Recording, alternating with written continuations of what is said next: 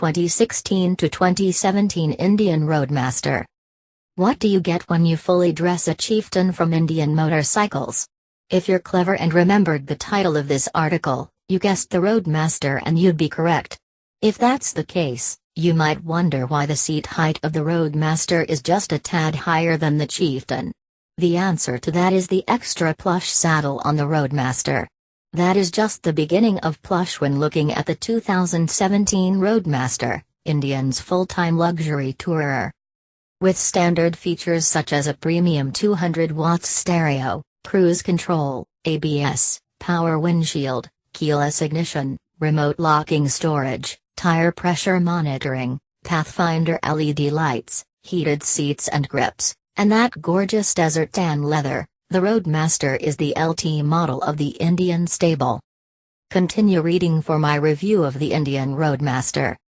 I can tell you how comfortable the two-up seating is on the Roadmaster, but honestly, looking at the deep diamond tufted seat, you just know it's going to be as comfortable as your favorite easy chair. The big barn door fairing and power windshield provide ample wind and weather protection, and the wind deflectors in the fairing lowers do a nice job of diverting water away to keep you as dry as can be when riding in the rain.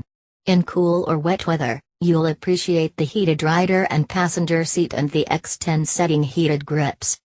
We can't talk about a full dresser without talking about weatherproof storage. At 17 gallons, the top case is more than adequate to stash 2 full-face helmets, and in the saddlebags, you get another 17.2 gallons. Glove boxes in the upper and lower fairings provide 3.4 gallons of storage for almost 38 gallons total. Keyless ignition is a plus when you don't have to take off your gloves to fumble with a key, and remote storage lock and unlock functions are on the key fob. Without the fob, you can still start the bike with a security code. The 2017 model year sees the addition of the all-new Indian Motorcycle Ride Command System that brings a number of infotainment features to the table with touchscreen functionality. A 7-inch display comes with swipe and pinch to zoom that works even with gloved hands, and a number of large buttons that control access to the various features such as the GPS, chart plotter with address search and 3D bird's eye map, radio receiver with USB/Bluetooth device input for your portable pocket jukebox, and wireless phone interface. I think the coolest thing with this system has to be the feature that drops a map marker on all nearby gas stations when low fuel is detected. As one who is occasionally guilty of riding while oblivious, I think this would save me from myself quite nicely. The Roadmaster isn't exactly an exercise in subtlety.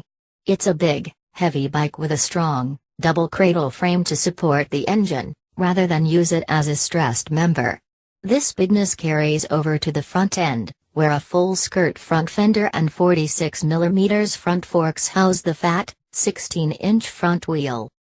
A single, air-adjustable shock supports the rear, and provides 4.5 inches of travel to go along with the 4.7 inches from the front.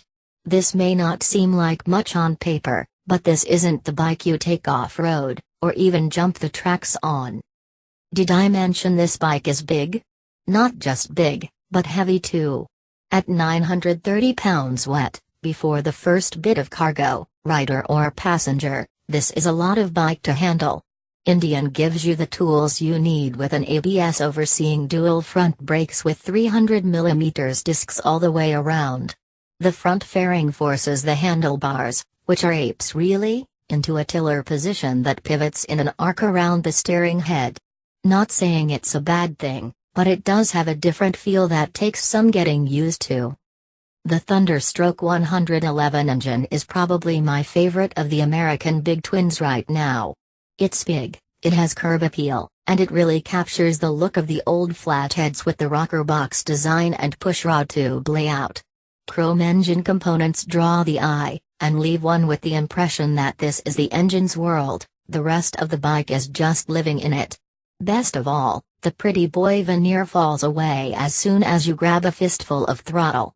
This 111 cubic inch mill cranks out a stump pulling 119.2 pound-feet of torque at a mere 3,000 revolutions per minute, numbers you'd expect to see on a tractor, not so much on a touring motorcycle. A gear-type primary drive and wet clutch carry power to the 6-speed transmission for a comfortable highway cruising RPM. Long-distance rideability gets a boost from the standard cruise control function that rounds out the Roadmaster's interstate credentials. MSRP on the 2016 Roadmaster in Thunder Black is $27,999, and the range tops out at $29,399 with the two-tone paint schemes. The 17 model year sees another grand tacked onto that across the board, a repeat of the increase the 16s saw over the 15s, and one that Indian will hopefully leave off next year's sticker. Indian covers your Roadmaster with a 2-year limited warranty providing that your warranty was registered at the time of purchase. If you don't register the purchase of your Roadmaster with Indian, you'll be sole on warranty work, so hang on to that warranty registration form. Competitors. Staying within the American market and indeed within the same Polaris umbrella, I went with a victory for the head-to-head, the cross-country tour. Big bikes are big. Okay? A few pounds here or there doesn't make much difference once you get above 700 or so, but for what it's worth the CC Tour rolls out at 52 pounds lighter with a dry weight of 845 pounds. Since we are talking about baggers, storage capacity rates a mention. The CC Tour sports an ample and adequate 37.6 gallons of storage between the two saddlebags, the trunk and fairing glove boxes. But Victory comes out on top with a whopping 41 gallons of total cargo capacity, so the cross-country tour is the clear winner in the battle of the bags. Both engines have what you might call inches aplenty, with only a 5-inch difference between the Indian Thunderstroke 111 and Victory's Freedom 106. The Big V twins give the bikes plenty of power for hitting the highway and crossing some state lines, and unless you are drift racing on your bagger, the difference in engine size is probably a non-issue. Honestly, it comes down to personal taste. If you like retro and want luxury, Indian is where it's at. If progressive is your thing, Victory has your ride. The cross-country tour rolls out at $21,999, but the Indian is considerably prouder at $29,999. A difference sure to matter to some buyers, but one that is offset somewhat by Indian's ride command system. My husband and fellow rider, TJ Hinton, says, "Great looking bike. You know, I don't care for the full sheet metal covers on the non-bagger Big Twins, but it makes sense and fits the look perfectly on a full dresser. The Boss front fender and Indian head icon really complete the look and take me back a few years, to say the least. It will be interesting to see how this bike sells against the plethora of tour bikes from Harley this year." This Thunderstroke 111 engine gives me the warm fuzzies all over. It has monster torque at low RPM and has that deep, throbbing pulse I expect from a Big V twin. If I were to go with the Roadmaster, and believe me, it's my tourer of choice, I'd have to peruse the accessories catalog and add the Desert Dan matching armrests. This is a premium ride for serious touring folks.